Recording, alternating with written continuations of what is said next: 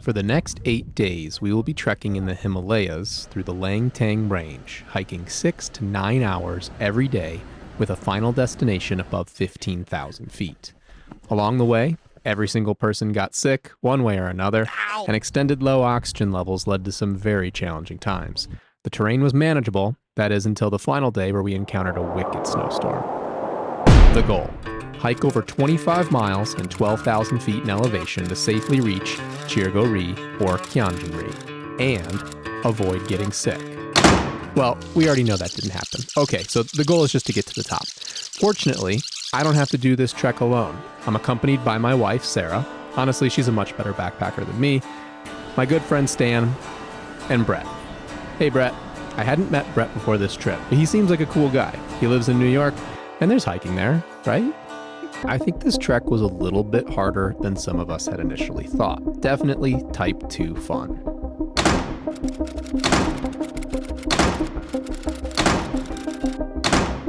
But before we get into that, let me introduce you to our guides. We checked out a few guide companies and ultimately decided to go with a Nepalese guide for a couple of reasons.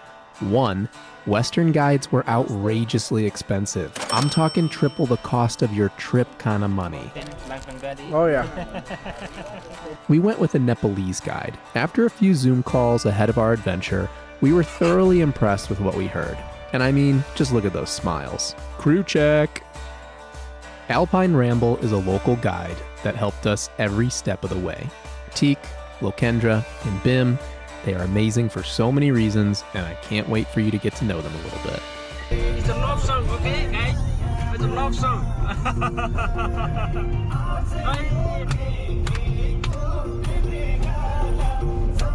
So how did we get here?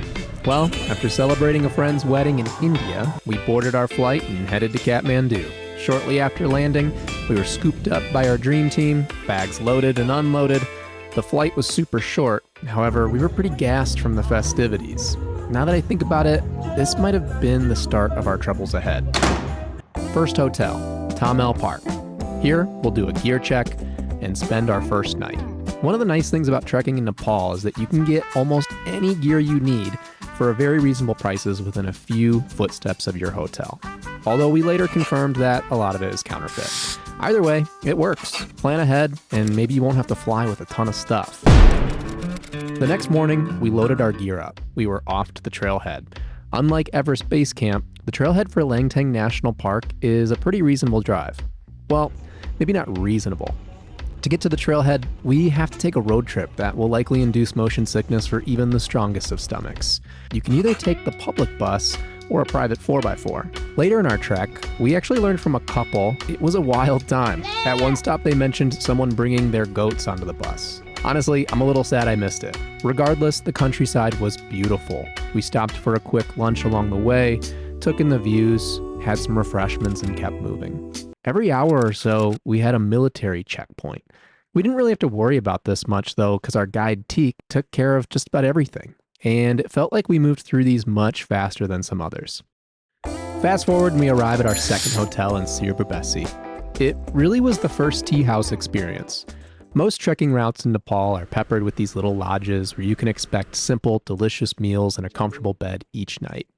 That evening, we had a nice dinner, dessert, and planned the following morning's trek. We planned for about a 6 to 8 hour day, which included a snack break and a lunch break. Most of the days ahead should follow this same pattern.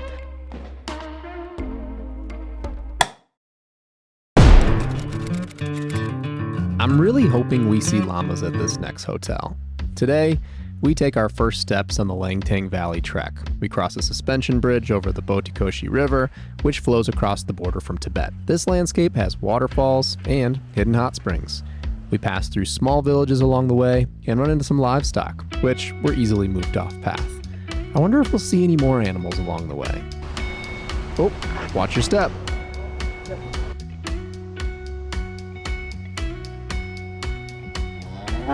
Yep, there we go. About an hour in, we stopped for a very, very brief water break. Right back to it. This river was so powerful, I mean, just listen to that. The majority of our trek follows this river, and in the early part of the adventure here, we followed a road that had some interesting machinery and construction happening. I think they were building a dam. We honestly were excited to get deeper into the jungle. But first, tea break. We stopped for tea and coffee, refueled, rested our feet, and there were chickens and mugs that said Merry Christmas. Day one of a trek can be tough. Your body is acclimating to being on your feet all day and carrying some extra weight on your shoulders. At this point, we seem to be in decent health. Well, maybe except for Stan. He says his body is feeling pretty cold, and honestly, it's downright hot out right now. He has his pack on now, but I have a feeling he's about to lose bag carrying privileges. In the distance, we see our first lunch stop. However, it's much further than it looks. And then, on the way to lunch, we actually saw it. The famous Mad Honey Mountain Bees. Look how cute. Hey there, cliff bees. Sarah and I do some backyard beekeeping, so we snagged a quick photo op. After about 3 hours of hiking, we stopped at Bamboo. One of the best parts about hiking the Langtang Valley is home-cooked meals along the way. Mountain breeze in our hair and spectacular views of the valley below. And monkeys. I'm actually terrified of monkeys. Let's get out of here. More animals, more suspension bridges, Stan with no bags, and we made it.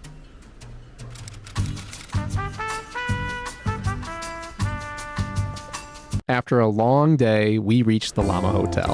I'm sorry, there were no llamas, but Boshi here was one fancy boy.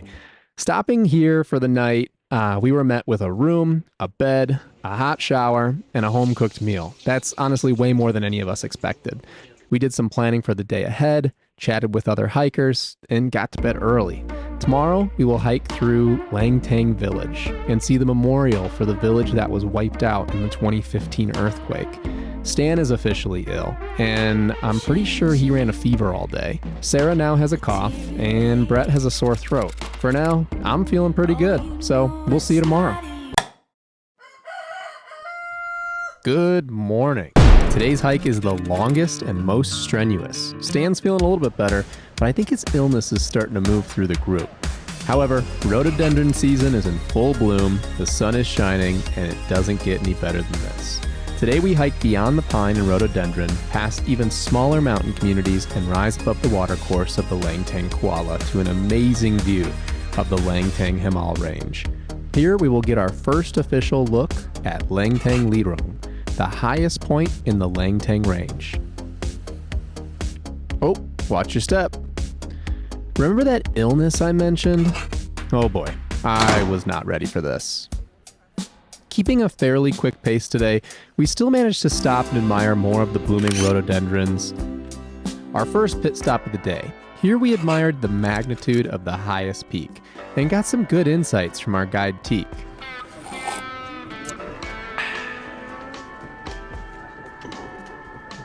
That's cool. Langtang Village. It's over there. Just it's steaming on the top, on the summit here. Is that the tallest peak Yeah, tallest. in Tallest peak in Langtang Valley? Langtang Valley, yeah. Tallest peak. It's a nice one. Do people go up there? Yeah. People hike up there? Yeah. It's for the summit, the expedition, How long does it take to get to the top? Takes about 1 month. A month? Yeah. 1 month. A month of hiking. Yeah. And then how long can you stay up there? Oh, about just half an hour. Half an hour? Yeah.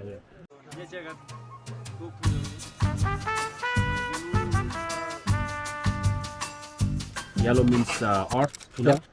and then the green means water, red means fire, white means air, and the blue means sky. Blue means sky. That's Cool. with these red flags, Yeah, Cool. holy flags. Cool. We hiked in the shadow of Langtang Lirong as we traversed a glacial valley on the way to Tabel, a settlement that marks the approximate halfway point on our route for the day.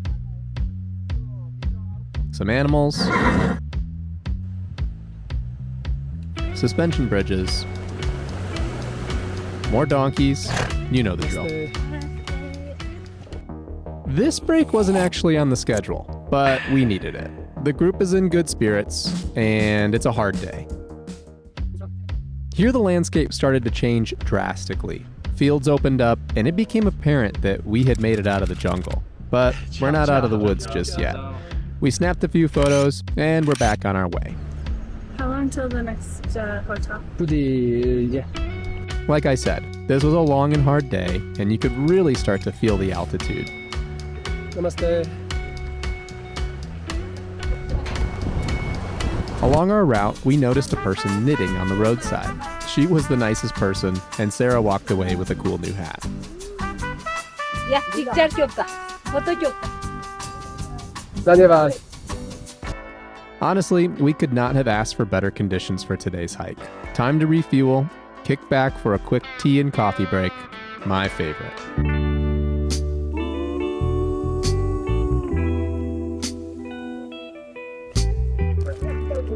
Tea, coffee, some cookies in the mountain, Langtang Valley. Oh yeah. Fresh air, blue sky, sunny. 7,000 to 6,000. We call a peak, 1,000 meter. About 8,000 meter. We call a mountain. I don't know if you caught that, but after looking at what we thought were actual mountains, Teek informed us that they were just hills.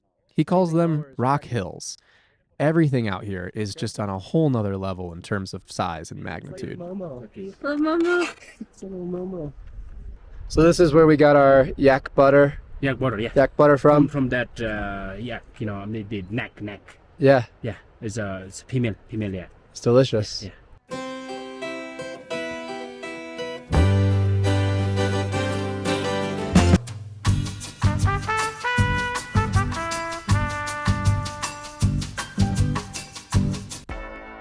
Whew, halfway, and a quick vocab lesson before food arrives. Beautiful. Booty.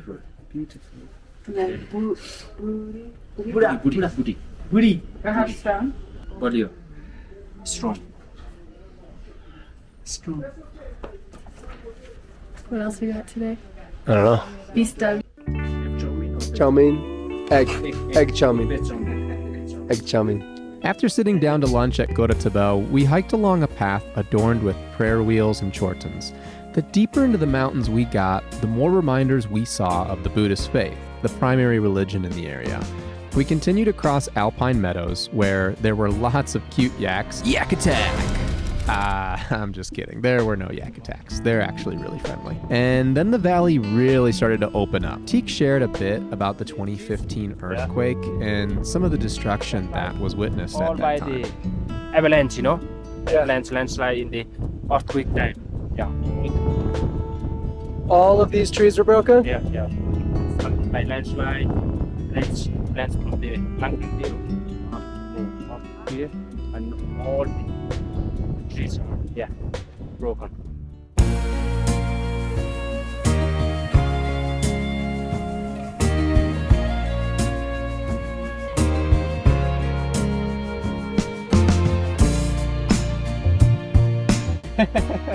Good luck because of the snow? Yeah, I think sign of love to get it.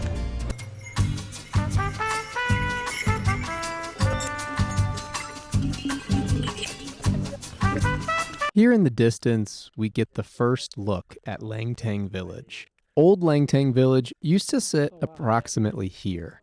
And as you can see, that is now covered in landslide debris. The Langtang Village, and they moved over there, just over there. Yeah. Oh.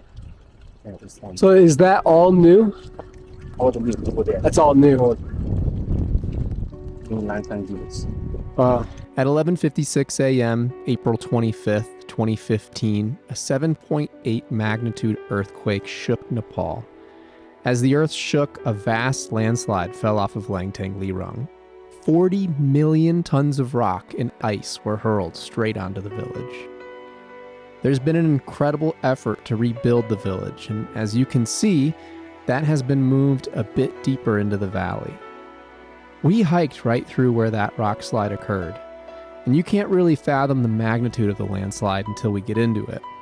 Hiking through the previous footprint of old Langtang Village was such a powerful, cementing feeling, a reminder that nothing lasts forever, and that at any moment, everything can be lost.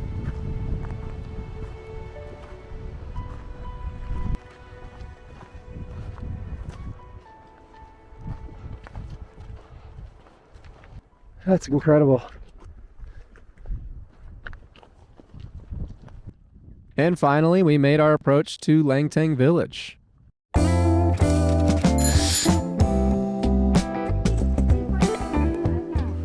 A memorial in the village now commemorates the lives lost in the tragedy. We chose this trek specifically to support the economy in this village. Spending the night in the lodges in Langtang Village meant a lot to the locals. Of all the areas in Nepal affected, nowhere was the destruction so complete as the Langtang Valley. This event, followed by the 2020 COVID pandemic, has greatly impacted this area, and the people here, still recovering from the loss of generations, greeted us with joy and hospitality. Right before dinner, we noticed a house off in the distance. It was way out there, oddly placed, so we walked over to check it out. What we learned was absolutely life-changing. It turns out this house was the sole surviving house from the 2015 earthquake. You may have seen articles about it. The owner just so happened to be there, and he let us and 2 other visitors from the UK inside for a visit. This was his home. We learned that during the earthquake, he was in Kyanjin Gompa, our next hotel stop that's about 3 hours away. And during that time, his children were back in Langtang Valley.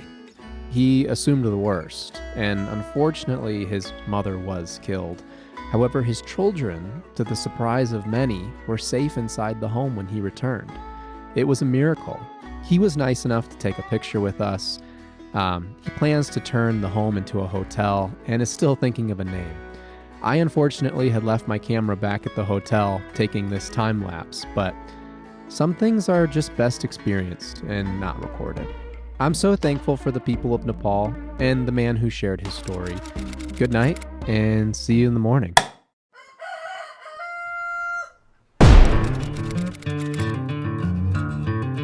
Last night, I officially fell ill. I had a horrible headache and insomnia. Now I know what that is. Today, we ascend into the Alpine. The views are nothing short of astonishing. On our journey, we passed tiny settlements used by yak herders, and I learned that this is a reliable sign that you're trekking at a genuinely high altitude, and we sure could feel it. Yaks are rarely found below 3,500 meters. Check out these shaggy creatures. Getting closer to Kyanjin Gompa, we saw extraordinary Buddhist mani walls. These are constructed with stones of varying shapes and sizes, and each is carved with important religious mantras. This particular wall is believed to be the second largest of its type in the entirety of Nepal. When walking past one, you always stay to the left.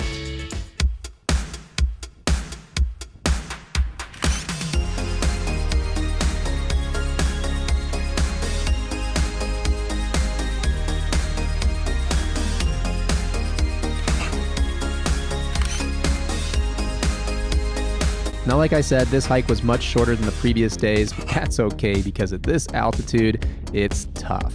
Here, we stayed 2 nights, one to acclimate to the altitude before making our attempt to Kyanjin Ri, and then one more night before heading home. I was not feeling so great, so I laid down for what turned out to be an epic nap. It snowed so much. Given the heavy snowfall and the fact that we didn't pack crampons, we were leaning towards the gentler Kyanjin Ri instead of the higher Chirgo Ri. Still a pretty daunting task. We'll give it a shot tomorrow. I think we feel the altitude, yeah? A little bit. Out of breath. Yeah, and the snowing, you know. Last night was snow here. Snowing, a lot of snow, about 2-3 inches. Yeah. Okay. It's beautiful. I hope we're doing good. Great. We'll make it to that top. So that Kyanjin Ri, which is about 4,700 meters high. So okay, we are heading up here. 4,700 meters. Yeah. We are on our way. Since this was a day trip, we had minimal gear, thank God. Every step, you could feel your heart pumping blood through every inch of your body. But we did it. Kyanjin Ri, 360-degree views of snow-capped mountains, sprawling valleys, and frozen lakes, no matter which way you look.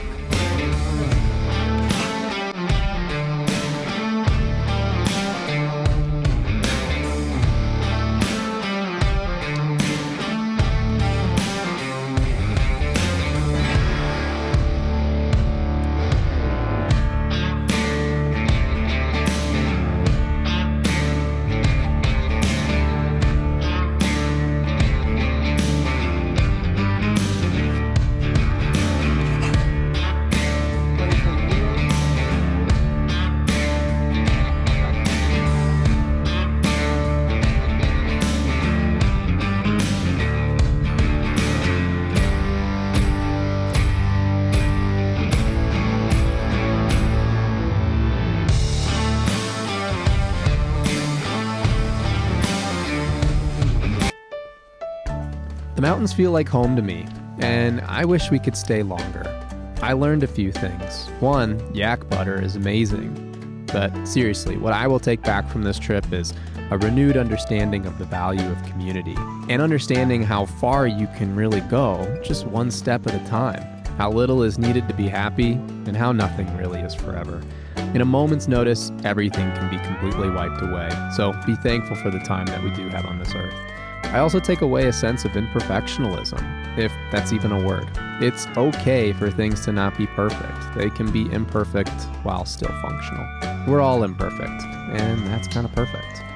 This adventure had a lasting impact on all of us. Despite being by far the sickest out of any of us and likely coming down with the Kumbu cough as we descended, Brett would go on to leave his job and thru hike the Pacific Crest Trail. As for me, well, I'm here telling you this story today and decided to try my hand at mountaineering back in the States. That evening, we celebrated, played cards, sang songs, ate dinner, and relaxed for the long journey back down. Now, just another stomach-turning drive, and we'll be back into town. But we're not out of the woods just yet. Uh-oh. This doesn't look good. This engine was overheating, and this was absolutely one of the most insane car rides. This driver of ours would stop at every waterfall along the way to pour water into his radiator because it was overheating. And when we asked if we should be hailing a different taxi, he told us, "It's no problem, this happens all the time." I don't know what to say. When we returned to Kathmandu, we checked into our hotel, had a hot shower, a hot meal, booked ourselves some massages, and instantly passed out. We did spend some additional time in Kathmandu, and I would recommend a visit. There are a lot of cultural and historical attractions that really give Kathmandu its distinct flavor. Oh, and randomly, out of sheer coincidence, we visited the town center at the same time that the royal Kumari, the living goddess, made a public appearance. This was wild because her irregular appearances only last a few seconds. We were ushered into a courtyard where this young adolescent girl looked down upon us chewing bubblegum. Thanks so much for being here. Thank you to Alpine Ramble for the amazing adventures. We'll see you next time.